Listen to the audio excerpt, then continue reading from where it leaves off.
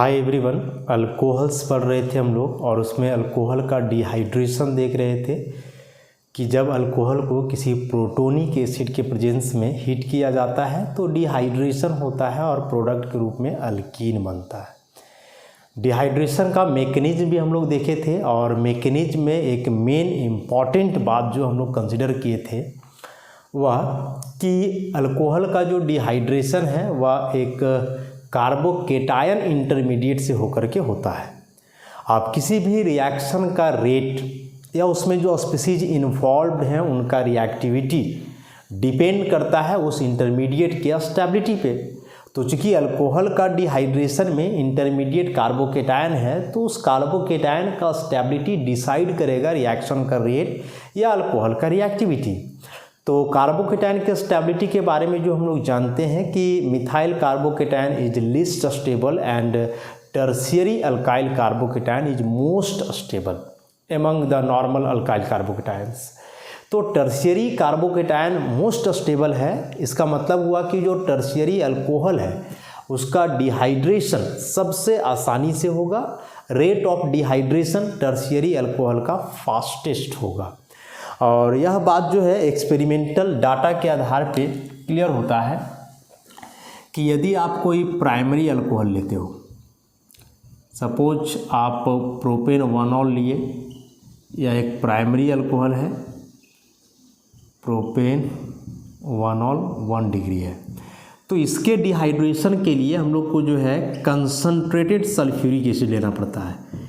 About 95% sulphuric acid. Concentrated का मतलब हुआ टेम्परेचर 443 केल्विन। तो अल्फा कार्बन से वो H और बीटा से H हटता है और दोनों के बीच double bond CH3 CH double bond CH2 plus H2O, this is propene. उसी प्रकार से यदि आप कोई सेकेंडरी अल्कोहल लेते हो लाइक प्रोपेन 2ऑल ले लो, इस बार दिस इज प्रोपेन 2ऑल, यह 2 डिग्री है और प्रोपेन 2ऑल को यदि हीट किया जाए तो इस बार सल्फ्यूरिक एसिड कंसनट्रेटेड लेने की आवश्यकता नहीं होती है। इस बार सल्फ्यूरिक एसिड का आप थोड़ा सा कंसनट्रेशन कम भी करते हो तो डिहाइड्रेशन हो जाता है और इस बार इसका कंसनट्रेशन हम लोग लेते हैं 85% H2SO4। कंसनट्रेटेड का मतलब बताए अबाउट 95%, टेम्परेचर थोड़ा सा कम 440 केल्विन, 443 की जगह। तो यह हुआ अल्फ़ा और ये दोनों बीटा कार्बन सेम है, हाइड्रोजन का संख्या दोनों में बराबर है। तो आप इधर से हाइड्रोजन हटाओ या यहाँ से सेम ही प्रोडक्ट बनने वाला है। तो CH3 CH CH2 plus H2O, again propene बना। लेकिन यही यदि आप कोई टर्शियरी अल्कोहल लेते हो, जैसे tertiary butyl alcohol, this is 3 degree alcohol, तो 3 डिग्री अल्कोहल के केस में जो है ना एसिड का स्ट्रेंथ अब और कम हो जाएगा और टेम्परेचर भी कम होगा। इस बार जो है मात्र 20% H2SO4 और 358 केल्विन टेम्परेचर। तो ये अल्फा कार्बन हुआ और ये तीनों हुए beta carbon and all these 3 beta carbons are identical because they all contain equal number of hydrogen atom. तो आप हाइड्रोजन यहाँ से हटाओ, यहाँ से हटाओ, यहाँ से हटाओ, कोई फ़र्क नहीं पड़ेगा, प्रोडक्ट सेम ही बनने वाला है। तो यह CH3 CH3 double bond CH2 plus H2O, this is isobutyl. अब आप इस एक्सपेरिमेंटल रिजल्ट्स के आधार पे क्या कंक्लूजन निकालोगे? 3 प्रकार का अल्कोहल लिए हम लोग और 3 अल्कोहल में एसिड का कंसंट्रेशन वैरी कर रहा है, टेम्परेचर वैरी कर रहा है। इसका मतलब अल्कोहल का रिएक्टिविटी भी वैरी करेगा। प्राइमरी अल्कोहल में एसिड का स्ट्रेंथ एसिड का कंसंट्रेशन सबसे ज़्यादा होना चाहिए, सेकेंडरी में उससे कम, टर्शियरी में उससे कम। अब इस एसिड का क्या रोल है ये हम लोग देख चुके हैं मैकेनिज्म में कि यह एसिड प्रोटोन डोनेट करता है, प्रोटोन मतलब H+ और वह H+ अल्कोहल में जो OH में ऑक्सीजन का लोन पेयर है उससे कंबाइन करके पहले ऑक्सोनियम आयन फिर कार्बोकेटायन वगैरह बनाता है। क्योंकि जब तक ऑक्सोनियम आयन नहीं बनेगा तब तक H2O रिलीज नहीं होगा, कार्बोकेटायन नहीं बनेगा, फिर आगे अल्कीन का भी फॉर्मेशन नहीं होगा। तो एसिड का मेन काम हुआ H+ देना जो ऑक्सोनियम आयन बनाएगा।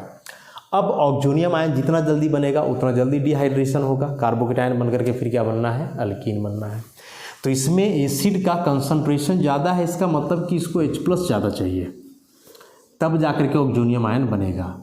इसमें एसिड थोड़ा कम हो गया, मतलब इसको कम भी मिले तो काम चल जाएगा। इसमें तो बहुत कम हुआ, मतलब इसको और कम मिले एसिड तो ये और आसानी से हो जाएगा।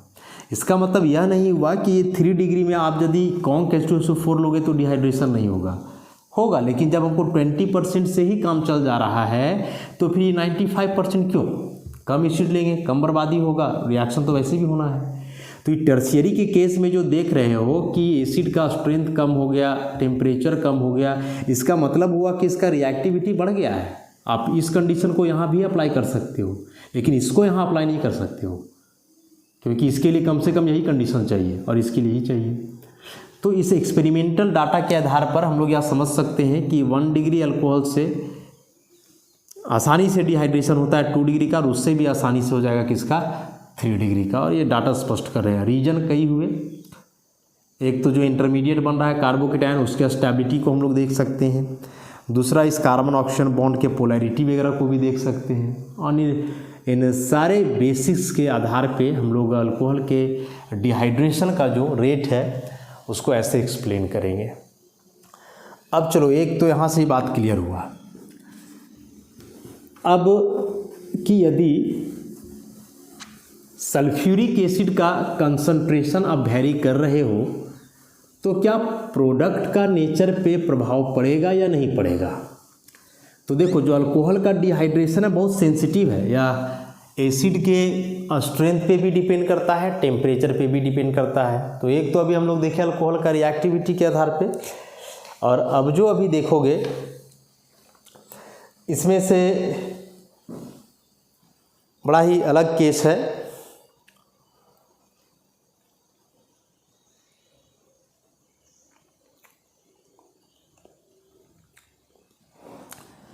कि जो आप इथेनॉल लेते हो, यदि इस इथेनॉल को कंबाइन करवाओगे सल्फ्यूरिक एसिड से, हालांकि पहले भी इस रिएक्शन को हम लोग देखे हैं, टेम्परेचर 358 केल्विन, तो सबसे पहले इसका सल्फेट बनता है H2O निकल करके, CH3 CH2O ऐसा। This is ethyl hydrogen sulphate. सबसे पहले कि जब आप इथेनॉल को सल्फ्यूरिक एसिड के साथ कंबाइन करवाओगे 358 नहीं, टेम्परेचर थोड़ा सा गड़बड़ हो गया, 383 केल्विन पे, 383 केल्विन पे, तो क्या होता है कि डिहाइड्रेशन होकर के बनता है इथाइल हाइड्रोजन सल्फेट। और अब जो यह इथाइल हाइड्रोजन सल्फेट बना है, इसका अलग अलग केस में जो है अलग प्रोडक्ट बनता है। कि पहला कंडीशन कि जब आप इस इथाइल हाइड्रोजन सल्फेट को CH3 CH2 HSO4 2 मोल लेकर के यदि आप डायरेक्टली हीट करते हो तो बनता है डाई इथाइल सल्फेट, और बाहर हो जाता है H2SO4 का एक मॉलिक्यूल। पहला केस हुआ। सबसे पहले तो आप क्या किए, इथेनॉल को कंबाइन करवाए सल्फ्यूरिक एसिड से 383 केल्विन पे, तो बना इथाइल हाइड्रोजन सल्फेट। और जो इथाइल हाइड्रोजन सल्फेट बना, यदि इसका एक्सेस लेकर के आप डायरेक्टली हीट किए कम प्रेशर पे, तो बन जाता है डाईइथाइल सल्फेट, और यहाँ से बाहर होता है H2SO4। दूसरा केस है कि यदि आप इस इथाइल हाइड्रोजन सल्फेट को, इथाइल हाइड्रोजन सल्फेट HSO4 आप लिख सकते हो, यदि इसको आप अगेन कंसंट्रेटेड सल्फ्यूरिक एसिड के साथ हाइयर टेम्परेचर 443 केल्विन पे हीट करते हो, तो इस बार डिहाइड्रेशन होकर के बन जाता है अल्कीन। इस बार क्या बन जाएगा, अल्कीन बन जाएगा, या H2O नहीं बल्कि H2SO4 बाहर होगा, इथीन। और तीसरा केस कि यह जो इथाइल हाइड्रोजन सल्फेट बना है, यदि इसको इथेनॉल के दूसरे मॉलिक्यूल से कंबाइन करवाते हो ये जो बना है इथाइल हाइड्रोजन सल्फेट, यदि इसको इथेनॉल के दूसरे मॉलिक्यूल के साथ कंबाइन करवाते हो, टेम्परेचर इज 413 केल्विन, तो यह H2O बाहर होकर के इस बार प्रोडक्ट क्या बन जाता है, ईथर बन जाता है ऐसा, प्लस H2SO4। इसी रिएक्शन को आप डायरेक्टली ऐसे लिख सकते हो कि 2 मोल आप इथेनॉल लो ऐसा, कंसनट्रेटेड सल्फ्यूरिक एसिड ले लो, टेम्परेचर का खास ध्यान रखना है 413 केल्विन, तो अगेन यहाँ ईथर बनेगा, प्लस बाहर हो जाएगा H2O ऐसा। तो फर्स्ट ऑफ ऑल इथेनॉल को sulphuric acid, concentrated sulphuric acid से कंबाइन करवाया गया इस टेम्परेचर पे, तो बना इथाइल हाइड्रोजन सल्फेट। उस इथाइल हाइड्रोजन सल्फेट का 3 अलग अलग केस में अलग प्रोडक्ट बना कि यदि उसी को केवल हीट करते हो तो diethyl sulphate, again concentrated H2SO4 के प्रेजेंस में हीट करते हो दिस टेम्परेचर पे तो अल्कीन, और यदि उस इथाइल हाइड्रोजन सल्फेट को इथेनॉल के दूसरे मॉलिक्यूल के साथ कंबाइन करवाते हो 413 केल्विन पे, तो प्रोडक्ट बनता है ईथर। या इसी रिएक्शन थर्ड वाला रिएक्शन के लिए कि डायरेक्ट आप इथेनॉल का एक्सेस 2 इक्विवेलेंट लेकर के कंसनट्रेटेड सल्फ्यूरिक एसिड के प्रेजेंस में 413 केल्विन पे हीट करोगे, फिर भी बनता है ईथर। तो यह जो डिहाइड्रेशन अल्कोहल का है ना, बड़ा नॉर्मल नहीं होता है, या कंडीशन पे डिपेंड कर रहा है, चाहे वह एसिड हो चाहे टेम्परेचर हो, दोनों पे। तो इस बात का खास ध्यान रखना है हम लोग को। अब हम लोग इसमें जो है अनसिमेट्रिकल अल्कोहल का डिहाइड्रेशन कैसे होगा, एक बार उसको हम लोग देखते हैं। सिमेट्रिकल अल्कोहल तो देख ही लिए कि सिमेट्रिकल अल्कोहल रहा, सारे बीटा कार्बन में हाइड्रोजन का संख्या सेम हो, तो अब किसी भी बीटा कार्बन का हाइड्रोजन को हटाओ, प्रोडक्ट के नेचर पे कोई प्रभाव नहीं पड़ेगा, प्रोडक्ट सेम ही बनने वाला है। लेकिन यदि आप अनसिमेट्रिकल अल्कोहल लेते हो तब प्रोडक्ट क्या होगा।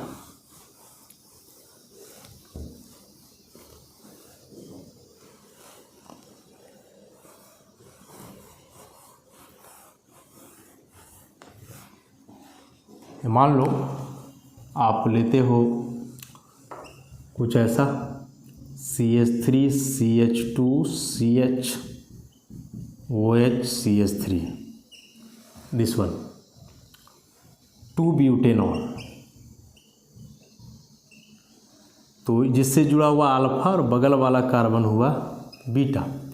देखो इस बारी बीटा के 2 कार्बन है, तो पॉसिबिलिटी दोनों से है, यहाँ से भी हाइड्रोजन हटे तो डबल बॉन्ड इस जगह पे आएगा, इधर से हटेगा तो यहाँ आएगा। तो इसको आप एसिड के प्रेजेंस में हीट किए तो CH3 CH, एक बार यहाँ डबल बॉन्ड दे दिया जाए तो ये प्रोडक्ट बन जाना है 2-ब्यूटीन, और एक बार इधर से हटेगा तो वहाँ CH3 CH2 CH double bond CH2 1-ब्यूटीन।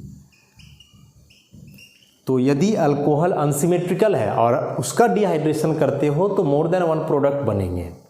अब इस केस में which one will be major and which one will be minor, यह डिपेंड करेगा अल्कीन की स्टेबिलिटी पे।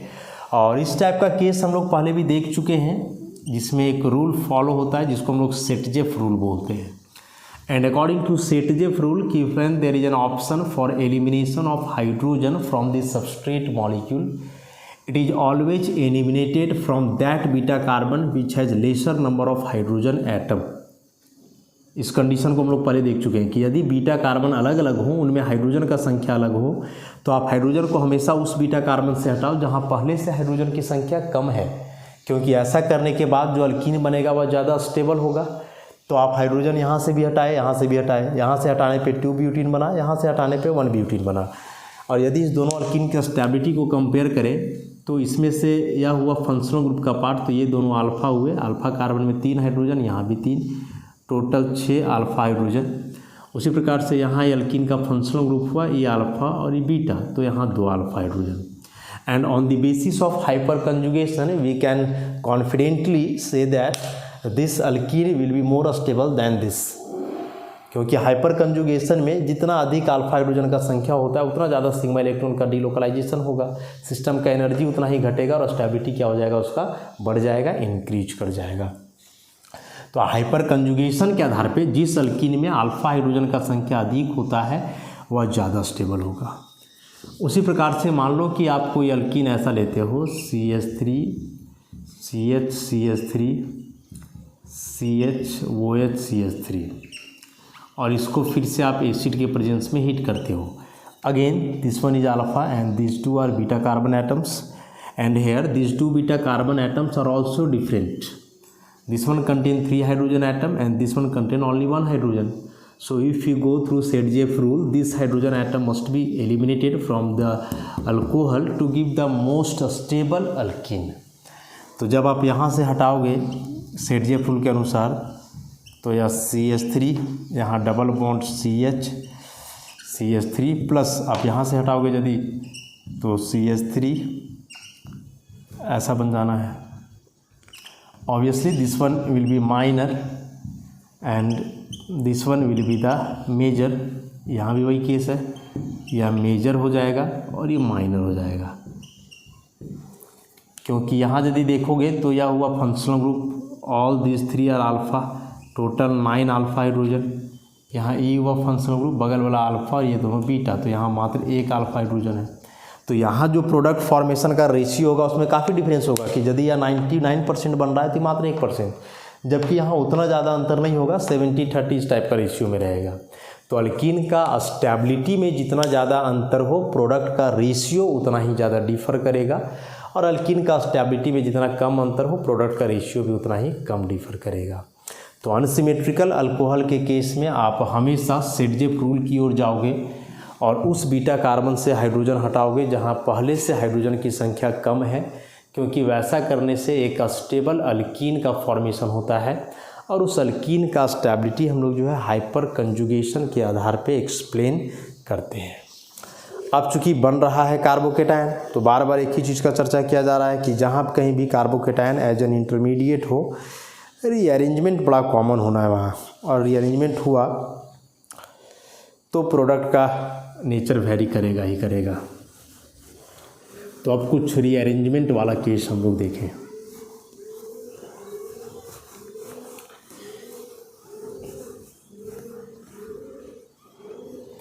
तो जैसे मान लो कि आप लेते हो नॉर्मल ब्यूटाइल अल्कोहल, ऐसा एन ब्यूटाइल अल्कोहल, और इसको आप एसिड के प्रेजेंस में हीट करते हो.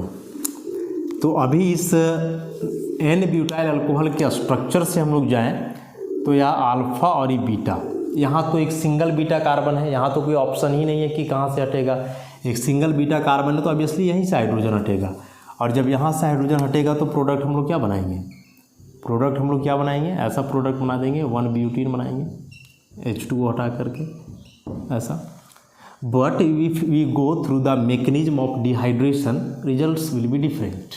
यदि हम लोग मैकेनिज्म के थ्रू जाए तो रिजल्ट में अंतर होगा, और मैकेनिज्म के थ्रू कैसे जाएंगे कि सबसे पहले यह जो एसिड लिया गया है इसका प्रोटोनेशन होता है ना अल्कोहल में ऑप्शन का लोन पेयर से, और यदि ऐसा हुआ तो first of all oxonium ion का फॉर्मेशन होना है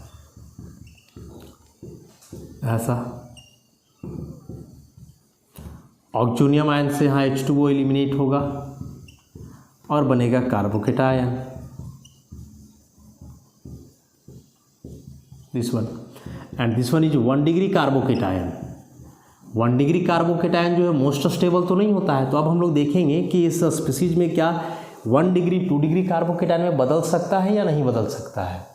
तो ये 1 डिग्री कार्बन है तो बगल में 2 डिग्री कार्बन एटम तो है, तो बदल सकता है. और कैसे बदलेगा कि जो 2 डिग्री कार्बन में हाइड्रोजन है, ये हाइड्रोजन को हाइड्राइड के रूप में यहाँ शिफ्ट करो, हाइड्राइड के रूप में मैंने बॉन्ड सहित. और यदि ऐसा 1,2 हाइड्राइड शिफ्ट हुआ, H- शिफ्ट माने हाइड्राइड शिफ्ट, तो रिजल्ट कुछ अलग होगा. CH3 CH2 CH3 यहाँ अब आ जाएगा प्लस, और यह है 2 degree carbocation, and 2 degree carbocation is more stable then 1 degree, इसलिए इक्विलिब्रियम एरो इसके तरफ रहेगा, फेवर करेगा इसको. और अब यदि देखोगे तो ये हुआ अल्फा कार्बन और ये बगल वाला हो जाएगा बीटा कार्बन. ये भी बीटा कार्बन है, लेकिन इस बार इस बीटा कार्बन में 3 हाइड्रोजन, इसमें 2 हाइड्रोजन. तो अब सेडजेफ के अनुसार चलोगे तो 2 हाइड्रोजन कम है ना, तो यहाँ से निकलेगा ऐसा, इसका हाइड्रोजन निकलेगा, इस हाइड्रोजन को यहाँ शिफ्ट कर दो तो ये बन जाएगा CH3 CH double bond CH3 H+ बाहर, and the product will be 2 butene, not 1 butene. This one is the product. तो बताया कि यदि ऐसा हो तो आप बिल्कुल मैकेनिज्म के थ्रू ही जाओ, क्योंकि मैकेनिज्म के थ्रू जाओगे तो रिजल्ट कुछ अलग दिखाई देगा एक्चुअल की तुलना में। ऐसे ही एक और क्वेश्चन हम लोग करें इससे।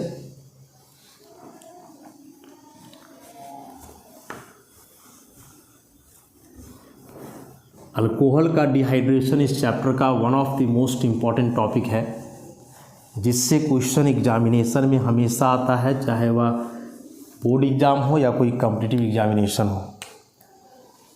तो इस बार आप अल्कोहल ले लो ऐसा,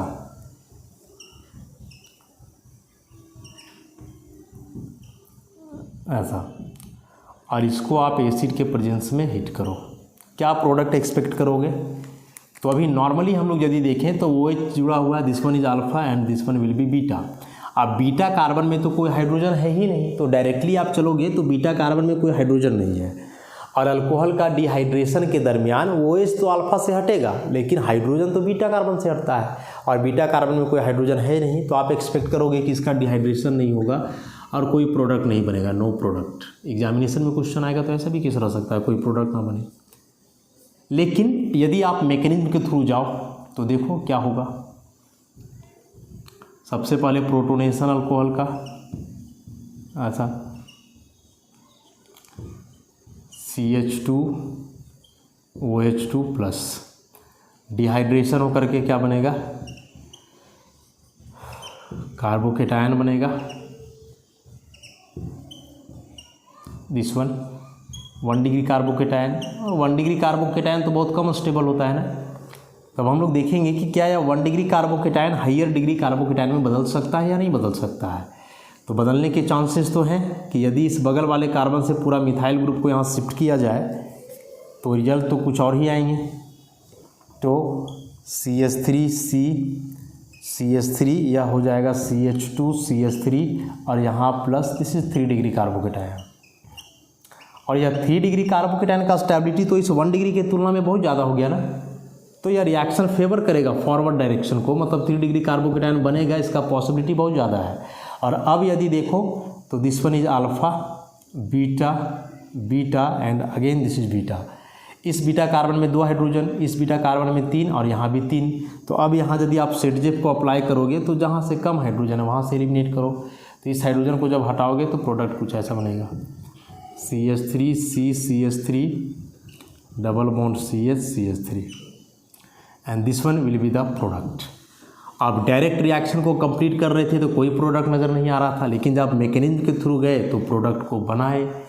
तो एग्जामिनेशन में क्वेश्चन ऐसा भी आएगा, क्वेश्चन दिया हुआ रहेगा 4 अलग अलग प्रोडक्ट, उसमें से एक रहेगा कि नो प्रोडक्ट। तो डायरेक्टली आप यहाँ से नहीं जाओगे कि हाँ बीटा में नहीं है तो नहीं, आप मैकेनिज्म के थ्रू बढ़ोगे और देखोगे कि जो कार्बोकेटायन बन रहा है वह कार्बोकेटायन लेस स्टेबल है, तो उसको मोर स्टेबल में बदलने का कोई ऑप्शन है या नहीं। और यदि ऑप्शन है तो आप बदलोगे, तो वहाँ से प्रोडक्ट बनना ही है, और एक स्टेबल और मोर, या उसको हम लोग बोलें कि मेजर प्रोडक्ट का जो है उससे फॉर्मेशन होगा। अब अल्कोहल का डिहाइड्रेशन के लिए हम लोग लिखे थे कि कई कैटलिस्ट होते हैं, जिसमें एसिड डिहाइड्रेशन जो है इसका मोस्ट कॉमन है। लेकिन जब आप अल्कोहल के वेपर को जो है पास करवाओगे एल्यूमिना से, फिर भी डिहाइड्रेशन होता है। अल्कोहल के वेपर को जब आप एल्यूमिना, जो कि एक सॉलिड कैटलिस्ट है एल्यूमिनियम का ओर, उससे पास करवाओगे तो डिहाइड्रेशन वहाँ भी होता है और प्रोडक्ट वहाँ भी बनेगा। जैसे मान लो आप एक सिंपल सा इथेनॉल ले लो, और इथेनॉल वेपर को पास करवाओ एल्यूमिना से, हाइयर टेम्परेचर 523 केल्विन से लेकर के 600 केल्विन तक होता है। तो वही अल्फ़ा से OH बीटा से H, और बन जाएगा alkyne CH2 double bond CH2 plus H2O। उसी प्रकार से यदि आप कोई नॉर्मली ऐसा अल्कोहल ले लो, अगेन फिर इसको एल्यूमिना से पास करवाओ 523 केल्विन एंड मोर, तो अल्फ़ा बीटा, इस बीटा कार्बन में एक बॉन्ड अभी है, इसका मतलब यहाँ 3 हाइड्रोजन होगा, तब ना कार्बन का वैलेंसी 4, और इसका यहाँ 2 बॉन्ड बन रहा है, इसका मतलब इसमें कितना हाइड्रोजन होना है 2। तो यहाँ है 3 हाइड्रोजन, यहाँ है 2 हाइड्रोजन, कम कहाँ है इस जगह पे, तो सेटजेप के अनुसार यहीं से हटेगा, तो यहाँ से हटेगा, तो इस हाइड्रोजन को हटाओगे तो डबल बॉन्ड इस जगह पे आ जाएगा। ऐसा 2BUT ऐसा। तो इस तरह से यह डिहाइड्रेशन का केस जो है ना बड़ा इम्पॉर्टेंट है। इसी में कई प्रकार का क्वेश्चन जो है एग्जामिनेशन में पूछा जा सकता है कि जैसे मान लो कोई अल्कोहल दिया हुआ है इस प्रकार से ऐसा, और इसको एसिड के प्रेजेंस में डिहाइड्रेशन करना रहे, तो आप डायरेक्ट जाओगे तो अल्फ़ा और बीटा क्या करोगे, दो बीटा कार्बन तो है नहीं, दो बीटा कार्बन तो है नहीं, तो आप डायरेक्ट प्रोडक्ट कुछ ऐसा बना देने वाले हो ऐसा। लेकिन यदि आप मैकेनिज्म के थ्रू जाओगे तो प्रोडक्ट कुछ और ही बनेगा और प्रोडक्ट बन जाएगा ऐसा प्रोडक्ट बन जाएगा यदि आप मैकेनिज्म के थ्रू जाओगे तो।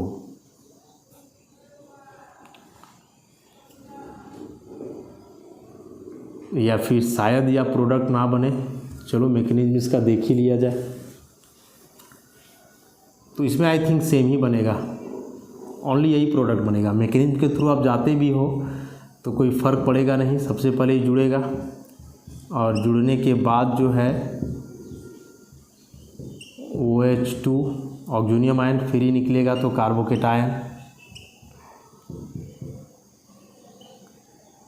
कार्बोकेटायन बनाओगे आप, यहाँ प्लस ले आओगे। ठीक है 1 डिग्री कार्बोकेटायन ही है, लेकिन यहाँ यदि आप रीअरेंजमेंट करोगे भी इसका एक मोर स्टेबल बेंजाइल कार्बोकेटायन में, तो प्रोडक्ट के नेचर पे कोई फ़र्क नहीं पड़ेगा। देखो ये हाइड्रोजन आ जाएगा इस जगह पे, 2 हाइड्रोजन तो यहाँ पहले से था, और अब यहाँ आ जाएगा प्लस, तो अभी ये अल्फ़ा हुआ और ये दोनों बीटा। तो इस बीटा कार्बन में 3 है, लेकिन इस बीटा कार्बन में तो कोई हाइड्रोजन ही नहीं है, तो यहाँ से हटने का कोई चांस नहीं है, यहीं से हटेगा और यहीं से हटेगा तो डबल बॉन्ड यहीं आएगा, तो इसमें सिंगल प्रोडक्ट बनेगा। तो कहने का मतलब कि ऐसे आप मैकेनिज्म के थ्रू चलो तो प्रोडक्ट कभी गलत नहीं होगा। तो इस तरह से अल्कोहल का डिहाइड्रेशन जो है पूरी तरह से हम लोग इसको काफ़ी डिटेल में देखें अलग अलग केस में। तो आज के लिए इतना ही, बाकी इस चैप्टर को अगले क्लास से प्रोसीड किया जाएगा। धन्यवाद।